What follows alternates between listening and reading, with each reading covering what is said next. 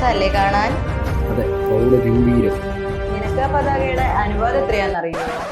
അനുവാദവും? ആ, ഇന്ത്യയുടെ ദേശീയ പതാക അറിയപ്പെടുന്നത് ത്രിവർണ പതാക.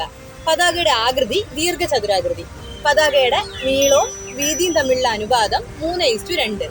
അപ്പൊ ഈ പതാകയുടെ അനുവാദവും 3:2 ആയിരിക്കും. ഏറ്റവും ചെറിയ അനുപാതം 15:10 സെന്റിമീറ്റർ.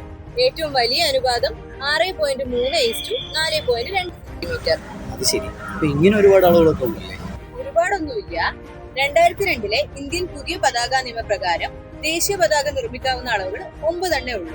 അല്ല, ദേശീയ പതാക ഉണ്ടാക്കുന്ന തുണി ഏതാണെന്നറിയോ? ഖാദിയല്ലേ? കറക്റ്റ്. ഇന്ത്യയിലെ ഏക അംഗീകൃത പതാക നിർമ്മാണശാല സിംബിൾ, ഹുബ്ലി, കർണാടക. അല്ല, നേരത്തെ പറഞ്ഞില്ലേ ഈ പുതിയ പതാക നിയമം, എന്താ സംഭവം? അതറിഞ്ഞൂടെ? ആദ്യം ഒരു ചായ കുടിക്കാം, എന്നിട്ട് പറഞ്ഞു.